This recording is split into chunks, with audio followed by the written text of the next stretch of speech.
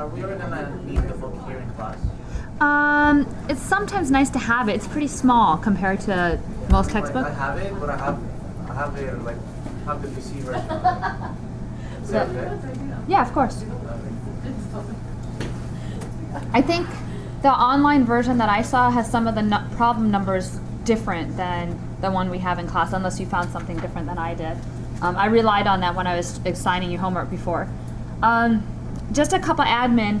Your syllabus has something about WebAssign on it. We have no WebAssign. Number theory should not have anything to do with WebAssign. Even when I do have WebAssign, I don't take it for grade. So I can't stand it, actually, except used in that as a tool where students can find whether they're right or wrong about something and they just want to practice problems. The second thing I'd like to mention is I haven't compiled all the data from your info sheets that you filled out last time, but it looks like we have less math ed majors than usual than I typically have in class. And a lot of you were asking about guidance for what to do next. So I've already scheduled in a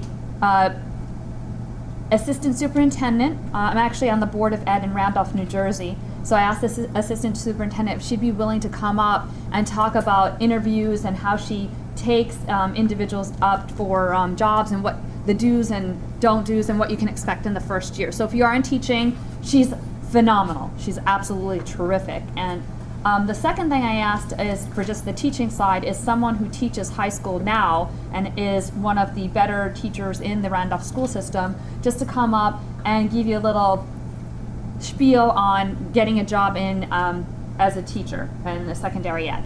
Then I can look for an actuary to come and speak, and some other fields where we use math. Maybe a pharmaceutical company where they have mathematicians come in and do things. Typically in the bigger industries like the pharmaceuticals, they want people with PhDs. And that's what I've seen. And maybe I'm just seeing that level, but that's pretty much what I've seen. But I see a lot of job opportunities on Monster for people with a math background. The big piece of the math background is the stats. The best classes you take here that prepare you for a career outside of teaching are stats. I didn't have to take stats as a undergrad, and I really regret that because learning things when you get older becomes very hard. I know you're all smiling. I mean, stats is not the favorite class, but it's a really, really coveted, desirable skill. And when I look up those jobs on Monster, they are asking for people with a stat background that can work with SAS, SPSS.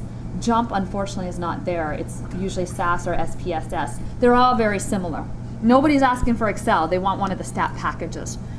But we can talk more about that. Maybe we can have one of the pharma people come in and talk to you guys about career development, and that will be advertised to all math majors, not just our class, but you guys get first dibs. And maybe if you want to, you can email me any questions you have of other fields you might want to explore.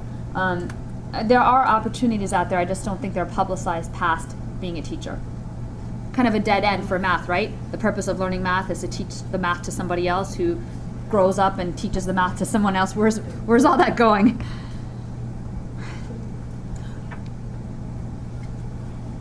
Okay, again, don't take notes because I'm going to go through this pretty quickly. I'm moving on in the book. What I'm going to do today is we're going to have an in-class assignment today, as we do every Monday. And probably on Wednesday we're going to have another in-class assignment because really I've only assigned one problem so far for quizzing. The problems that you're assigned for quizzes will always come from the previous week so that you have the weekend to prepare for the quizzes. So greatest common divisor, some of the issues that we have with understanding the concept that you had in not just this class but advanced calculus and abstract algebra is the fact that you have so much knowledge behind you already. So you know what these things are, you know how to calculate them, and now someone's holding you back and saying, wait a minute, slow down, think about it slowly, write it up clearly, and so forth. So this is an example of that. Greatest common divisor, you learned that probably when you were in 4th or 5th grade, how to calculate it. But this is the formal definition of the greatest common divisor. It's when you have two positive integers, the greatest common divisor is another positive integer, such that that positive integer has to be a common divisor, has to divide both a and b. And 2, c is a positive integer, any other positive integer, then that c has to be less or equal to b. That's the formal definition. I like putting my definitions every time possible as a checkbox. So if I'm going to prove something's the greatest common divisor, I have to prove criteria number 1 and criteria number 2. And that for me puts down an algorithm of what I'm supposed to do when I write the proof. And I think Underwood Dudley did this too. He has 1, 2.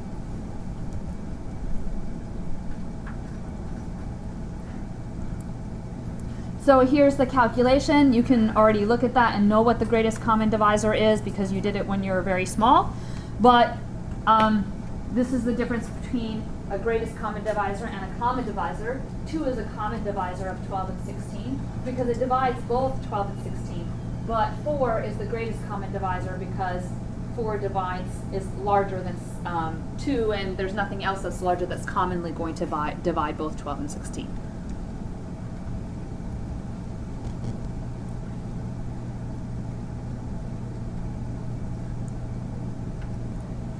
Okay, so we're going to start with the in-class assignment. Typically, I used to print out the in-class assignment before I come to class, but number 1, it's really annoying to print anything on campus because the printers seem to always fall or be low on toner ink. Second, I print out more than we need usually, and then all that paper gets wasted. So I thought what I'd do is I'd display it on the front, and then we just go through the problem in groups and see if that works. And these will be posted on Canvas.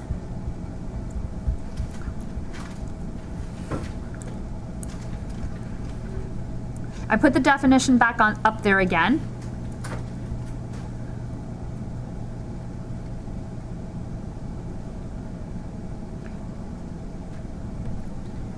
Can everybody see? Let me see if I can blow it up just a little bit more.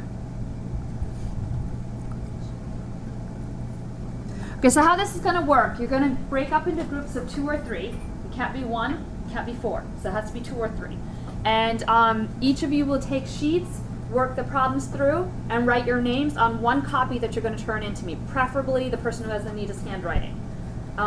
Those of you who want to let one person do the work and not do anything because you're sitting here and you don't feel like doing anything, what happens, always happens, is these problems show up again on tests, and then you have nothing to study off of. So I recommend keeping a copy of whatever was said and done.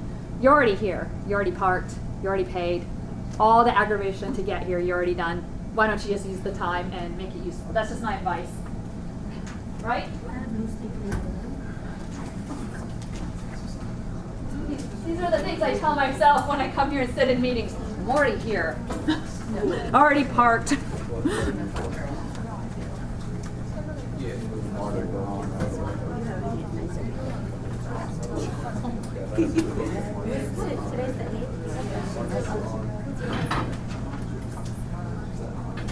Let me bring this down a little more. And make sure you put first and last names.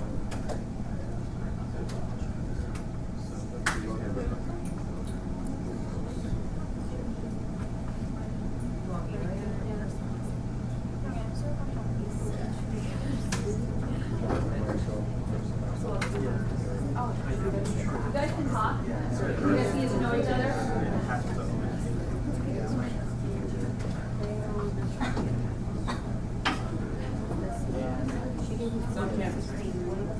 Yeah, this is not on Canvas, but I can post it. You want me to post it up there?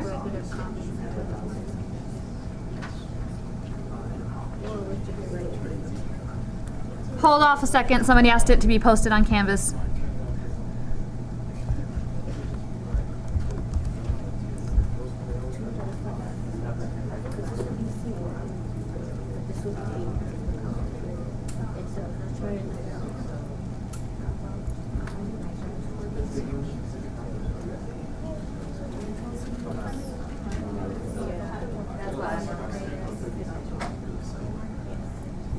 Should I put it under assignment? I don't have any idea what it looks like for you.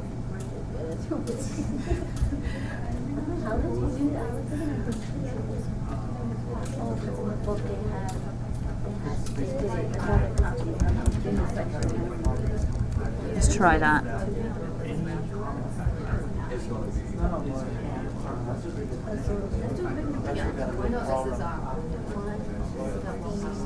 Well, that's pretty useless.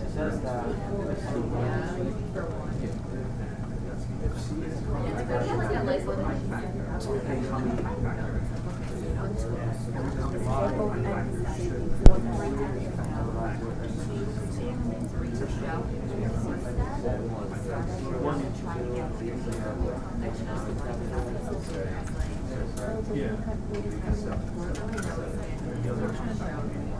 I just want to see which is the greatest compromise, but I don't know how it's actually.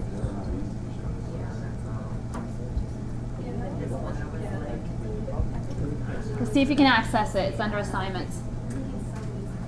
This will give me a chance to see what your interface looks like. It's usually different than it looks.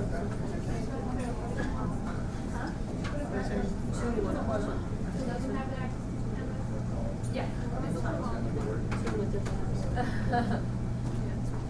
You don't have access to Canvas? No. Let's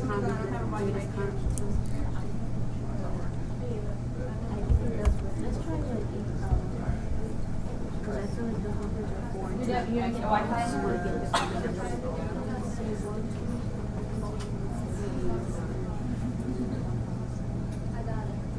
Got it?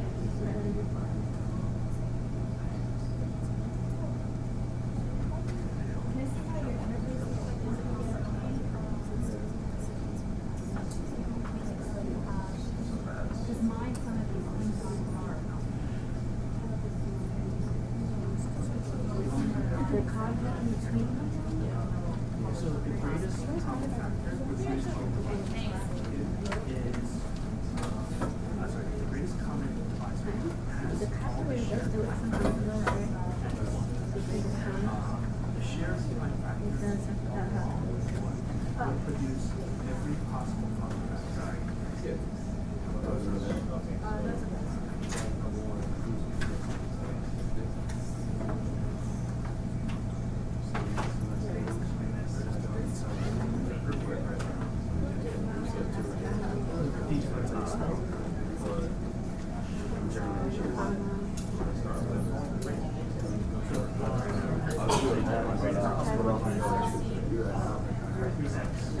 All right.